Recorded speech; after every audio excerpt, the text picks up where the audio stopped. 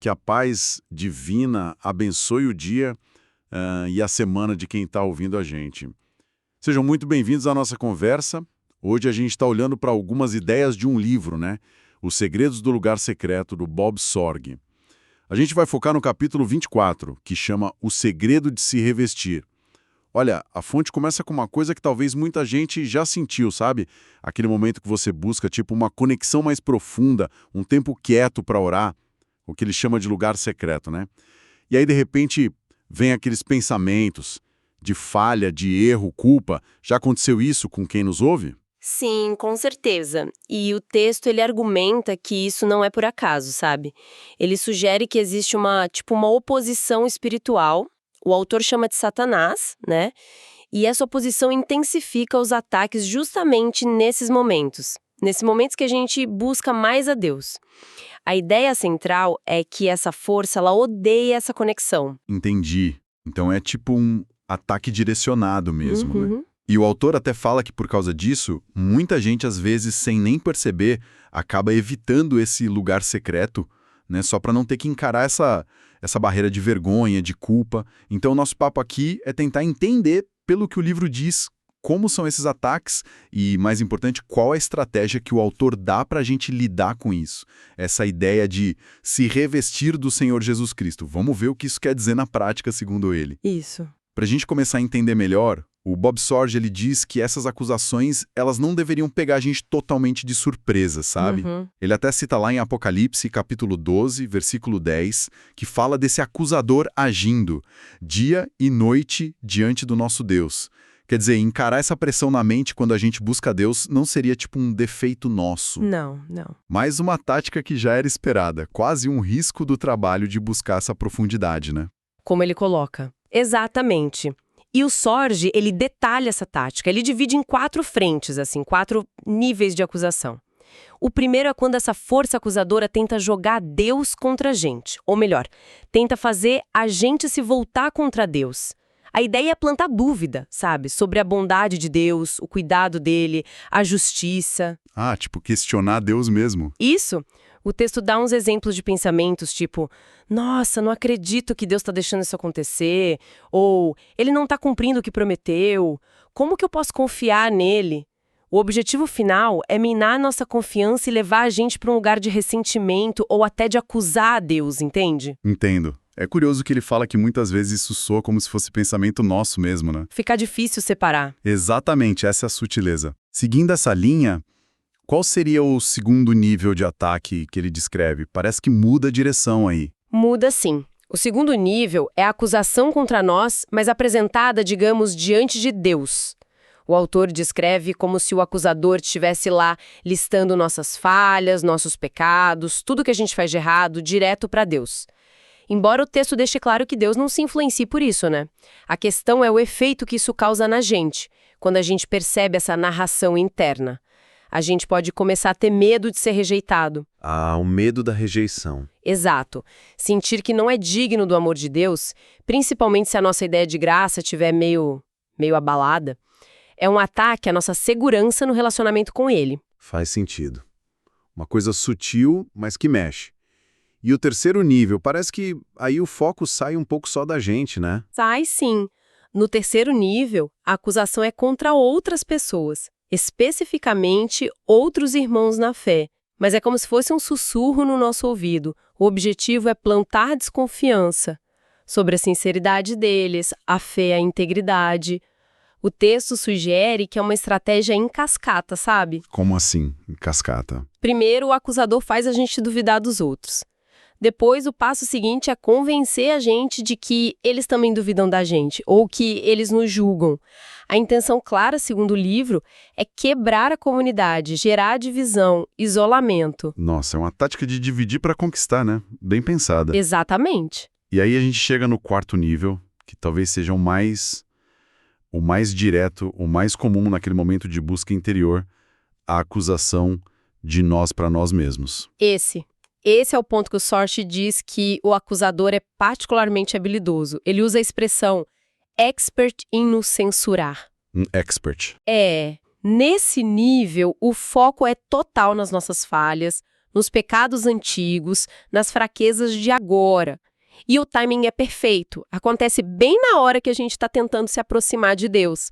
Aí cria aquela barreira de vergonha e culpa que a gente falou no início, que pode travar a gente espiritualmente. Tá, então temos esse cenário. 4 tipos de ataque descritos, né? Mentais, espirituais, que podem aparecer justo quando a gente mais quer se conectar com Deus. Agora, aqui a coisa fica interessante mesmo. Como que o autor sugere que a gente lide com isso? Quais são as contramedidas que ele propõe? Então, a fonte apresenta um plano, assim, com alguns passos bem claros. O primeiro pode até parecer estranho para alguns. Em vez de só tentar ignorar ou rebater, o autor sugere confessar e se arrepender, ativamente. Confessar, mesmo sendo uma acusação? A orientação é ser agressivo na confissão. Reconhecer rápido se tem alguma verdade naquilo, confessar para Deus, sem enrolar, mesmo que seja a 10ª vez sobre a mesma coisa, sabe? E se arrepender de verdade. Essa ideia de confessar agressivamente é forte. Mas não é só admitir o erro, né? O texto parece ligar isso a uma mudança de identidade, uma coisa mais profunda. Exatamente. E esse é um ponto central para o Sorge. Ele propõe que a gente reafirme conscientemente quem a gente é. A sugestão é mudar a nossa autopercepção. Em vez de pensar, sou um pecador que luta para amar a Deus. Pensar, sou uma pessoa que ama a Deus e que luta contra o pecado. Percebe a diferença? É sutil, mas é poderosa. Percebo. Muda o foco principal. Isso. A identidade primária passa a ser a de alguém que ama Deus, que está num relacionamento e que enfrenta uma luta. Não alguém definido só pelo pecado. Essa visão, segundo o autor, ajuda a gente a lidar com a culpa de um jeito mais saudável e a confessar como filho, não como condenado. Entendi. É uma mudança de perspectiva forte mesmo. Então, primeiro passo, confissão ativa, reafirmando a identidade. Qual o próximo elemento dessa estratégia? O segundo passo que ele descreve é cobrir-se com o sangue de Jesus. Aí o texto entra num conceito teológico bem importante no cristianismo. Ele foca no poder de purificar e proteger que é atribuído ao sacrifício de Cristo. A ideia que ele apresenta é que esse sangue continua eficaz para limpar a nossa consciência e para garantir que a gente possa chegar na presença de Deus. É a base para poder se aproximar, então. Exato. É apresentado como fundamento que permite a gente chegar perto do trono da graça com confiança, não porque a gente merece, mas porque a gente aceita esse sacrifício. É, no fundo, declarar que a gente depende e tem fé no perdão e na justificação que vem de Cristo. Certo. Então temos a confissão e essa apropriação do perdão pelo sangue de Jesus. E aí chegamos na estratégia principal, que dá nome ao capítulo, revestir-se. O que isso significa na prática, segundo o Sorge? Revestir-se é apresentado como o ponto alto dessa defesa espiritual. O autor liga essa ideia direto com aquela passagem conhecida de Efésios 6, que fala para vestir toda a armadura de Deus.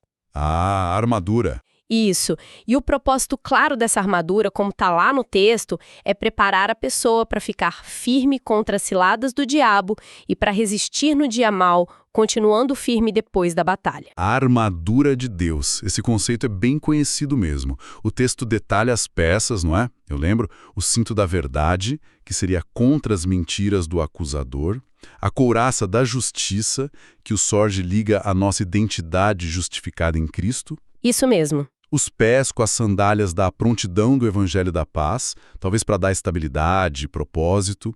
O escudo da fé, que diz que apaga todas as setas inflamadas do maligno.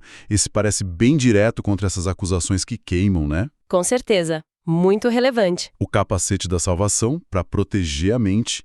E a espada do Espírito, que é a palavra de Deus. E ele repete muito isso de ficar firmes. Sugere mais uma postura de resistir do que de atacar nesse contexto específico. É uma ótima observação sobre a postura, sim. E a conexão principal que o Sorge faz, o ponto de virada do capítulo, está lá em Romanos 13, versículo 14. Ao contrário, revistam-se do Senhor Jesus Cristo. Ele argumenta que vestir a armadura de Deus não é só uma ideia abstrata. É, na essência, se revestir da própria pessoa de Jesus Cristo. Cristo seria então cada peça dessa armadura espiritual. Nossa, isso é profundo. Vestir a armadura é vestir Cristo. Mas qual o efeito disso na prática, na luta contra as acusações? Como que essa imagem de estar revestido de Cristo funciona de verdade, segundo o autor? O impacto que ele descreve é transformador, tanto na dinâmica interna quanto na relação com Deus. A fonte diz que, quando alguém se apropria dessa verdade e se vê revestido de Cristo, a perspectiva de Deus muda. O Pai olharia para essa pessoa e veria Jesus. Veria Jesus. Isso, por sua vez, geraria uma aceitação sem condições e uma confiança enorme para a gente se aproximar de Deus. O texto usa palavras fortes, diz que a pessoa se sentiria não só aceita, mas desejada. Sabe, incrivelmente atraente para Deus. É essa percepção interna que tira o poder da acusação. O Sod também liga isso com Colossenses 3, versículos 12 e 14, onde virtudes como compaixão, bondade, humildade, mansidão, paciência e amor são chamadas de vestes do cristão, as tais vestes brancas de pureza e retidão que aparecem em Apocalipse. Então, o que tudo isso significa na prática, lá no lugar secreto? Como que essa ação consciente de se ver revestido de Cristo muda a experiência quando as acusações vêm? Significa que aquele ciclo vicioso de acusação e culpa pode ser quebrado. O texto argumenta que, quando a gente internaliza essa realidade de estar revestido de Cristo, o nosso nível de confiança diante de Deus dispara. As acusações que o inimigo lança perdem a força, elas não conseguem mais grudar na mente e no coração do mesmo jeito. A imagem que ele usa é que elas ricocheteiam no escudo da fé. Ricocheteiam. Gostei disso. É forte, né? E aí, se sentindo aceita e segura pelo Pai por causa de Cristo, a pessoa pode finalmente ter aquele diálogo íntimo e tranquilo com Jesus, que ela estava buscando desde o começo, sem aquela barreira de vergonha paralisando tudo. A conclusão do capítulo é um chamado bem direto. Sentiu a ferroada das acusações? Revista-se do Senhor Jesus Cristo. Exploramos hoje essa perspectiva interessante do capítulo O Segredo de se Revestir, do Bob Sorge, né? A ideia de que buscar mais intimidade com Deus pode, olha só que paradoxo, intensificar ataques espirituais em forma de acusações. É um paradoxo mesmo. E a estratégia que ele propõe de se revestir de Cristo como uma defesa e uma fonte de confiança que não se abala. O que eu acho fascinante nisso é a mudança de chave que o texto sugere. Não é negar as falhas, nem ter uma autoconfiança meio vazia, sabe? Pelo contrário, é como encarar essas falhas e acusações a partir de uma identidade totalmente nova e de uma proteção espiritual que se encontra em Cristo, né? Como a fonte descreve. O foco está em como a percepção consciente de estar revestido pode neutralizar o veneno da acusação, venha de dentro ou de fora, e abrir o caminho para uma conexão com Deus mais profunda, mais real e mais segura. Fica então uma reflexão para a gente, baseada nessas ideias que a gente conversou. Como seria se essa prática consciente de se ver revestido assim mudasse não só os nossos momentos de oração, de meditação, mas também o jeito como a gente encara as nossas próprias imperfeições e aqueles desafios de acusação que aparecem no dia a dia. Isso levanta uma questão bem importante, né? Sobre levar essa armadura espiritual, como o texto descreve, para fora do lugar secreto. Será que essa prática de se entender revestido por Cristo poderia influenciar a nossa resiliência, nossa autoimagem, o jeito de responder às críticas e dificuldades lá fora? É algo para a gente pensar. É verdade. Bom, continuaremos explorando as ideias dos segredos do lugar secreto num próximo encontro. Por agora, que Deus abençoe muito a todos que acompanharam a gente nessa conversa.